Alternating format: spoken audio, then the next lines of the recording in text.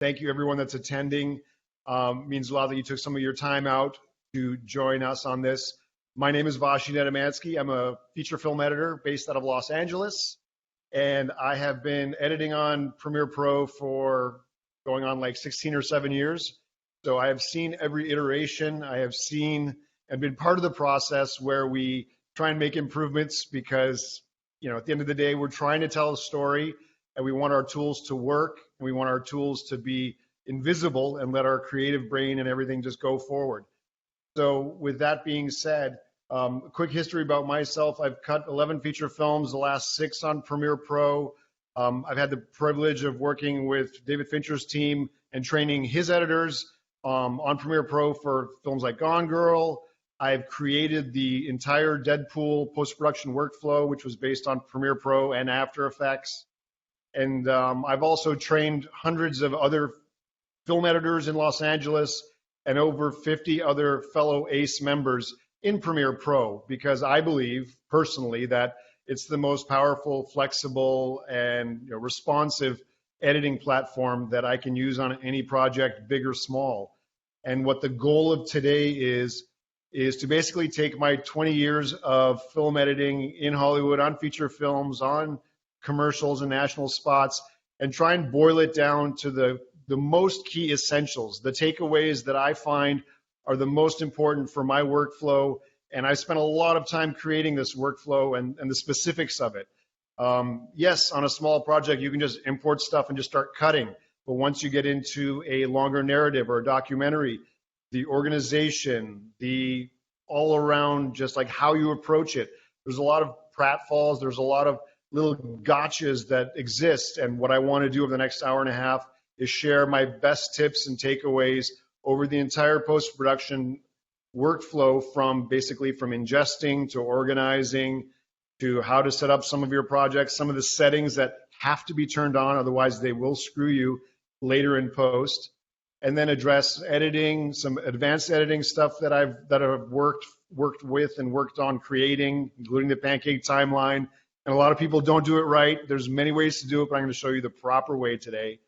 And then deal with some audio and video issues and VFX stuff, and then finish with some deliverables and the master exports, because all of these little steps, you have to know properly how to do it. And if you don't, then something can slip through the cracks and your pipeline, your workflow won't work well. The people you're working with will also have issues. So I want to show you the cleanest way, and it's taken a long time to get to this point. The other thing before I switch over to my Premiere Pro screen, I'm going to be presenting on Premiere Pro. I have all my assets and slides and everything right in Premiere Pro so I can access it and move around and stay within that platform. At the end, I'm going to have a link. I do have a 75-page PDF that's going to cover not only the greatest hits of what my most important techniques are today, but a lot more, including the entire post-production workflow. So there'll be a link at the end of the video. You can just grab and download that for free, and it covers everything that I'm going to be discussing today and more, and you can use that as a reference. So don't worry about having to screenshot or take notes. Just just go along with it, enjoy yourselves, and hopefully you'll be able to learn some stuff that you didn't know today and apply it into your workflows. And like I said, on big or small projects, this applies to everything, and that's our goal. So I'm going to switch over to Premiere. I'm going to make sure I can do this properly. And if you're seeing my screen and you're seeing also my face, if you want my face up, great. If not, and you want to get some of that real estate, then make sure that you disable my face, and you'll have the entire Premiere Pro workflow up here on my system. So I'm sure everyone's familiar with just the layout of Premiere Pro. What I have here is I have my project, I have my source and program monitor, and I have my timeline. And right now I have about 6 different sequences open, which I'll be able to bounce around and experiment with some stuff and show you what I'm thinking. Basically, tilde key, I'm going to make everything full screen. That's my job. That's what for 20 years you're at a desk, you're looking at a computer, you got your notes, you're cranking away. This is the life of an editor, trying to create stories. And that's, it's a long journey. Before we start, I wanted to just talk a couple quick things about film editing in general, which I think are important. Like for me, a feature film has, roughly 1,300 cuts. Every cut affects flow, rhythm, and story. Every cut can make or break the film. 1,300 pieces to an invisible puzzle with endless combinations. None of them right or wrong. It's the beauty of filmmaking. I think it's amazing that when you're editing, it is a mechanical process in terms of you are pushing buttons, you're moving stuff around. But at the end of the day, it's really important for everyone to think both macro and micro, to focus on the smallest little moment that's happening right now, how that affects the scene that you're in, how that affects the bigger portions of it. And so the easiest way to explain that is, this is really important for me as an approach. And we're going to get into the technical. You're going to be out of your mind with like how minute we can get into the details. But I wanted to share some of the bigger concepts first because, again, editing is creative and also technical. So for me, every edit is the most important decision at that moment. That one decision affects every cut before and after it. That one decision can make or break the entire story, make every cut count. So take pride in your work. We've all seen a project, either a film or a short film or something, where there's one bad edit and you're completely taken out of that moment. That's what we want to avoid. We want to make something cohesive and elegant and beautiful and that flows really well and tells a beautiful story. The last little creative part that I find easy and helpful for being able to figure out how to best approach a project is this. On a feature film, this is how I break down the units of a feature film, the actual pieces and parts that I put together, both big and small. So a shot is one super solid image, obviously, a moment, an impactful series of shots, a scene, a defining series of moments, a sequence is a memorable group of scenes, a reel is 20 minutes of awesome sequences going back to film reels, that's the usual length, and then the film is the blood, sweat, and tears of everyone. So for me, this helps to grasp, a 2-hour feature film. I get to break it down into digestible chunks, and it makes it easier to approach and think about it. That way, when I'm working with someone, I'm like, take a look at my reel number 4. There's 20 minutes. How does it play for you? Or you talk with your director, and they're like, the sequence isn't working. This action sequence, we need to do something with it. So it gives you a language to approach filmmaking, and everyone can be on the same page when you're talking about different components. So you're not just saying an entire film. You can break it down. So those are some of the core essential, like bigger image pictures that I'm dealing with. And I've had over my career, I've gotten a chance to work on a lot of really fun projects. Everything, like I said, from Deadpool and Gone Girl to editing Sharknado 2, which I still contend is the best of the Sharknado movies. You could say whatever you want. Sharknado 2 is the best. Six Below is the last feature I edited, and I documented my process because I had access to all the footage, and I'll be sharing a lot of that today in terms of how I actually did it. So, as a creative and as a film editor and a filmmaker, I think it's important to be able to approach something from different angles and be, super creative. And that's why I use Premiere Pro, and that's why I have it set up a certain way. What I love about Premiere Pro that I'm sure a lot of you know is that it's frame rate independent, it's resolution independent, it's really flexible. You can set up your screen and your timelines however you want. And I find that critical because as of like 10 years ago, when everyone started shooting with DSLRs and cameras, we get all this footage and we had to edit it. And without transcoding, like I don't like to transcode. I haven't transcoded in a long time. I like to, have a really beefy system and be able to just edit the raw camera files, which is what I did on my last feature film. So, once we drop everything in the timeline, we get to push it around. So I think I'll just start with the gear and the GPU and the memory. There's a couple of things that we should all be aware of. Like I'm on a Dell 17-inch laptop here. At home, I have a 7920 Dell Tower. I try and always to max out the RAM. The easiest way to get better performance is to max out the RAM to whatever you can afford and whatever's the most, and get the best video card you can get. I'm lucky enough, I just got an NVIDIA A6000 for my main edit station, and I'm doing some editing in Unreal and creating that, and obviously working in Premiere Pro and trying to blend everything. And the GPU is definitely the thing that's moving everything forward. So before you say, oh, I need a new computer or whatever, always try and upgrade your GPU and your RAM. It's super, super critical to get that going through, to get better feedback and better performance. Inside any project, we always have to take a look at the preferences.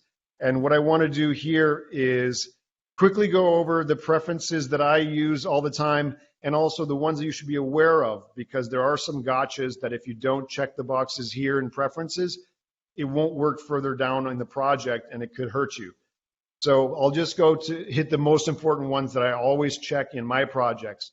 And the good thing is once you do your preferences, it stays attached to that project and that computer. So you only have to do it once. This is not something you have to keep doing all the time. So for me, I always have show tooltips on. I want to see if I hover over something, what the functionality is. I definitely turn off the display color management. This is, most of us are cutting in Rec 709 color space, which is just internet and regular. If you turn on this display color management, it's going to really suck a lot of power from your computer and you could be dropping frames and stuff. So I find unless you're doing a master color grade at the very end, this should be off to give you better performance, because we got to have that balance of performance and functionality. Also extended dynamic range, turn that off. We just want to see the footage, interact with it. At the later stage, we can always worry about color grading and doing that separately.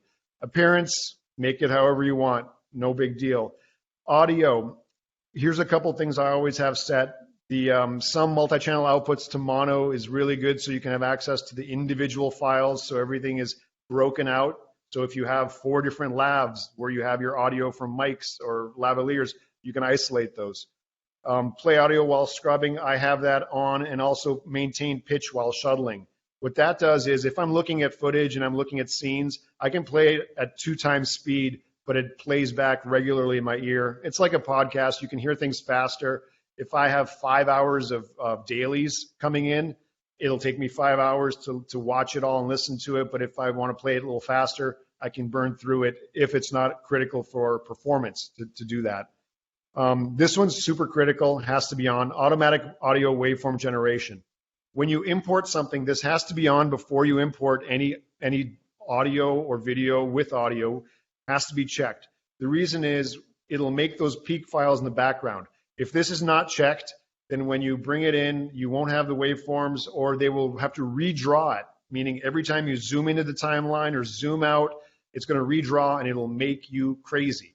So always have this checked so you can have your waveforms and you can interact with them and you can make creative decisions with the audio. Always check that on. Linear keyframe thinning. A lot of people don't know what this is. These are the settings I use. It's 750 milliseconds and minimum time thinning.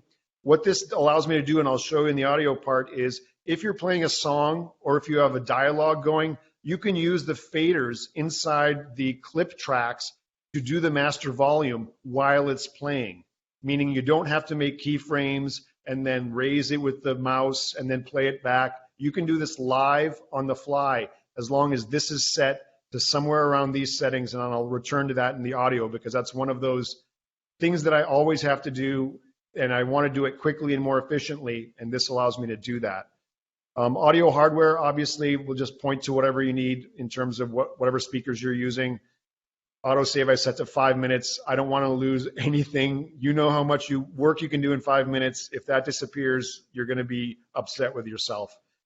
Collaboration, right now I'm not working with anyone on this system, but if you are working in productions, and if you are working on projects that are being shared with other editors, this has to be on for it to be working for you to be able to interact with the other projects and use productions. Give it a name to the computer that you're on so everyone else can see it and come up. So if this is not checked on, no one else on your team will be able to see that you're in the project and you won't be able to access it. Some of the other important ones, labels, I'm still waiting to learn what Cyrillian, anyone who knows how to say it right, please help me. It's, I don't know, teal to me, but yeah. But we can always change it, so which is nice. I'm going to call this bluish. So now I'm going to have bluish instead of Cyrillian. Media, this is probably one of the biggest and most important settings that a lot of people will just blow by. I set all my stuff to 23976. I'm working in a film-related world. But here's the most important one, default media scaling. This always needs to be set to frame size, and I'll tell you why. If you have an HD timeline and someone shoots a 4K shot and you drop it in the timeline, if you have it set to frame size, it'll properly scale the 4K shot to fit inside the HD timeline. If you use none, then you'll be pushing in and you'll only see the middle of the shot. If you do scale, if you do scale, it'll rasterize the image, meaning it'll take the 4K, make it HD, and now you can no longer push in or gain access to those extra pixels. So by setting to frame size, if you have any footage that's bigger than the timeline, you will always have access to it. So when you do your zoom moves, you do a reposition, if you do any kind of effects, you have access to every pixel. So super critical. This has to be also set to this before you import any kind of footage. If you do it after, it won't take into effect. So that's why I'm saying this organization and dealing with preferences at the start of a project will always save you downstream and later. So again, this may seem tedious, but I'm telling you, it saved me so many times, and the people I work with are grateful when everything works, and that's what we want. If you are working with proxies, then you have to turn it on here in preferences, otherwise it won't be available in your project. I know it's like you're like, why? If I just turn it on there? No, it has to be here if you want to work with proxies and create them. So make sure that's checked. Allow duplicate media. Do not check that. You do not want duplicate media. You do not want to break the chain when you're working with footage and then you pass it off to someone else and it shows you, media offline because there's two versions. So do not check that. I always check create folder for imported projects. With the latest versions of Premiere, I can open several projects. So I'll have one project which is my latest cut. I'll have another project that is my music project or my sound effects. If some other editor has a new cut, I open their project. If I import it into my project, I want it to be in a folder so it doesn't float and live with all my other things, which will get really, really crowded and complicated. Media cache is important in terms of where it is. You don't want it on your main boot drive where your software is. Try and have it on an SSD or any other hard drive besides your main one, because it's always going to be pinging it. It's always going to be referencing it. So you don't want to be running Premiere and all your other apps and the media cache on the same one. Memory, I got 128 gigs on this laptop. I blast as much as I can to Premiere, and I set this to performance. Again, I just want the fastest playback I can get. I can go to half resolution if I'm still not getting it, but blast as much towards Premiere. I mean, you can see you can change it so it's less. Always do the most. Ooh, playback. Oops, sorry, let me go back. Oh, I think I lost my screen. Can you give me 5 seconds before it comes up? I just had to restart that. Too many preferences. So stand by for 1 sec. Let me get this back open. And let me start re-sharing.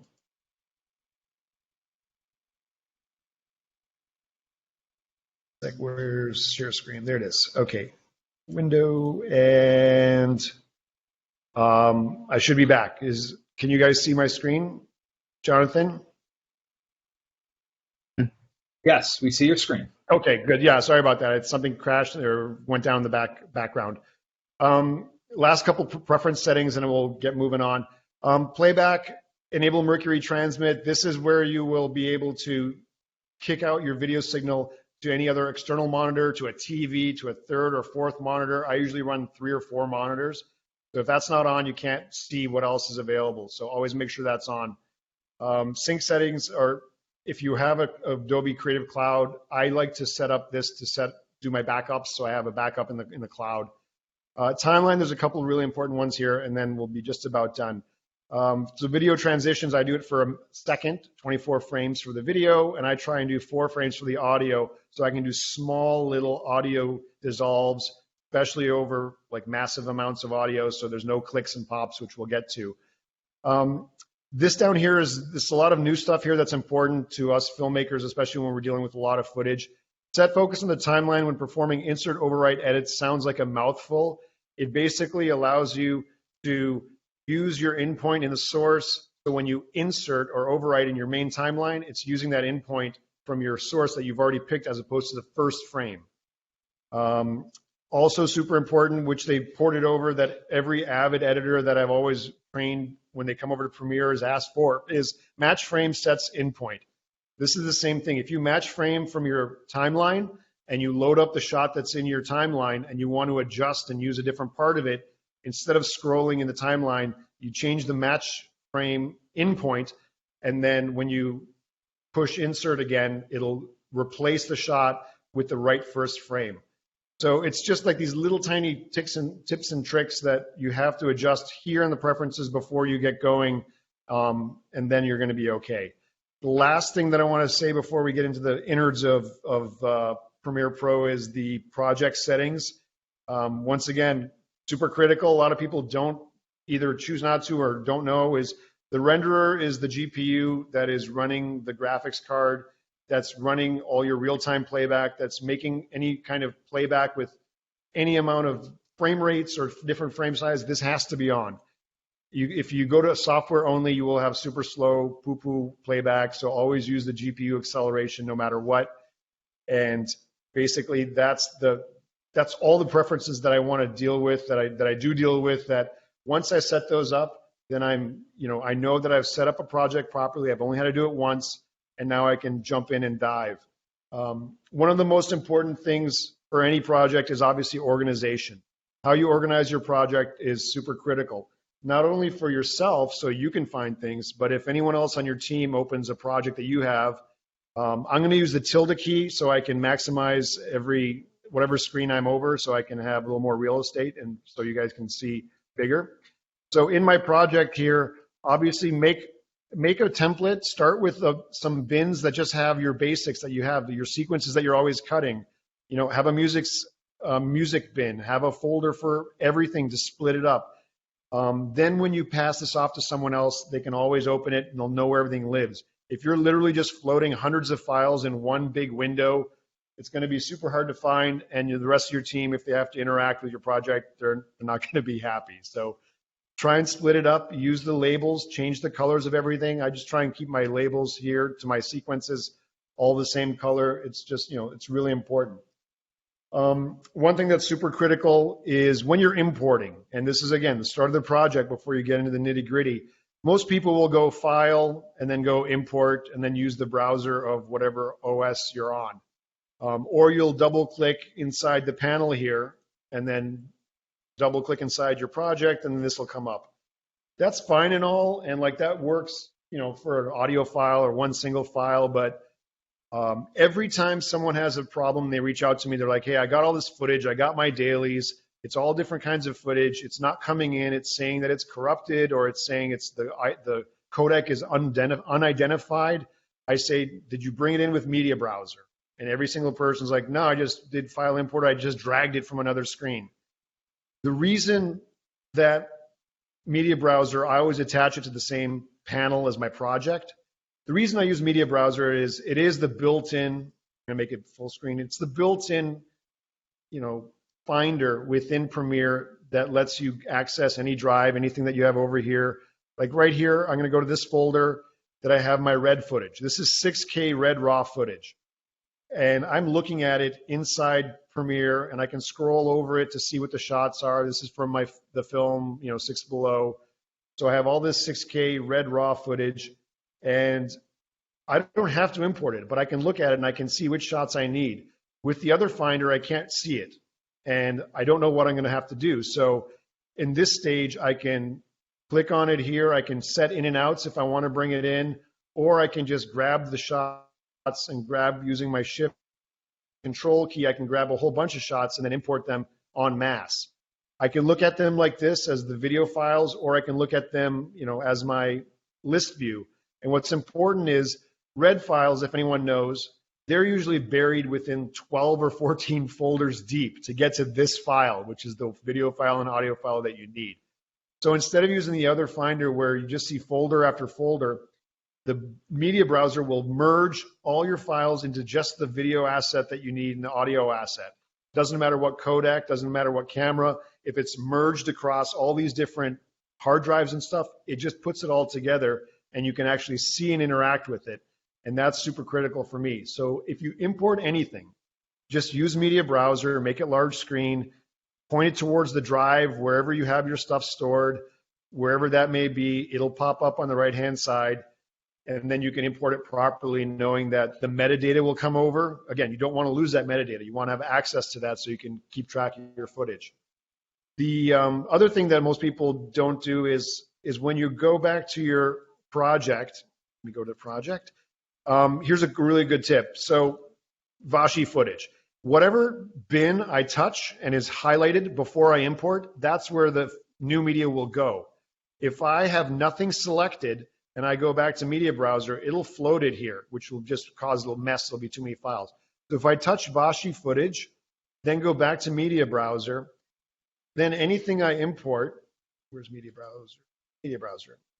Then anything I click on and right-click and import, it will be imported into Vashi folders, which is the last place I touched, and the file is right here. So it's easy and really helpful to if you have all the music, have your music folder here, touch it, then go import from Media Browser. It's just one step of organizing upfront that'll save you time later and keep your project clean and straightforward. So that's why I always use Media Browser, and that's critical for me. One of the last setups when I'm doing my project and before I start editing is in my bins here, if I have these videos or Vashi footage, whatever, this is the metadata area here. And this tabs up top are adjustable and you can change it to whatever you want. Media start can be first or frame rate can be first. One that I use all the time and I find critical is video usage. It's not there by default. And I add it. I add video usage and audio usage. And what that does is if this clip or any shot or any audio is being used in a project, it'll show you how many times, and if you click the down arrow, it'll show you which sequence or timeline it's in, and if you click on that, it'll take you to that timeline. So if you know that this shot is of a wolf or whatever shot you're looking for or need to find out, like, where is it in my project, add video usage by right-clicking in the metadata display. It will come up, and then just type in the search bar, because there's literally thousands of different options. Type in video usage, and it'll pop up here under Premiere Pro, and then I have it checked already. If it's unchecked, then just check it. And when you hit OK, video usage will be here, and it'll show you every instance of any shot that you have. So if I have new footage, it shows me all the places that this red footage is being used, and I can go directly to it. I find that super helpful, especially if I'm having duplicate shots or anything like that. I can quickly get through everything and find it and know that, oh, I haven't used this shot. Maybe I should use it. Tilde we're using all the time here.